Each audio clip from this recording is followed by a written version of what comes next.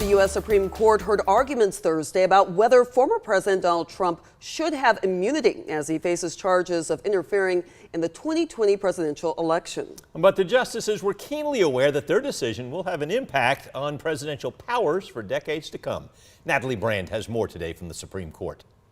We're writing a rule for the ages. The 9 justices are faced with a question that's never been before the High Court, whether a former president is immune from criminal prosecution. There is no immunity that is in the Constitution unless this court creates it today. If a president can be charged, put on trial, and imprisoned for his most controversial decisions as soon as he leaves office, that looming threat will distort the president's decision-making precisely when bold and fearless action is most needed. The justices appeared skeptical of Trump's attorney's arguments of broad immunity. He talks to his generals all the time, and he told the generals, I don't feel like leaving office. I want to stage a coup. Is that immune?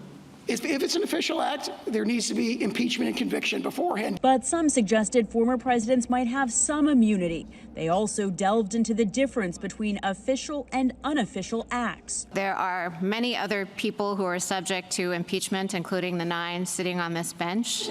And I don't think anyone has ever suggested that impeachment would have to be the gateway to criminal prosecution for any of the many other officers subject to impeachment. So why is the president different? In questioning that lasted nearly 3 hours, legal analysts saw the justices wrestling with where to draw the line. I absolutely do not count to 5, meaning 5 out of the 9 justices, on either extreme position, on either that there's no immunity or that there's absolute immunity. Legal analysts say the Supreme Court's opinion could delay Trump's federal election interference trial until after the November election.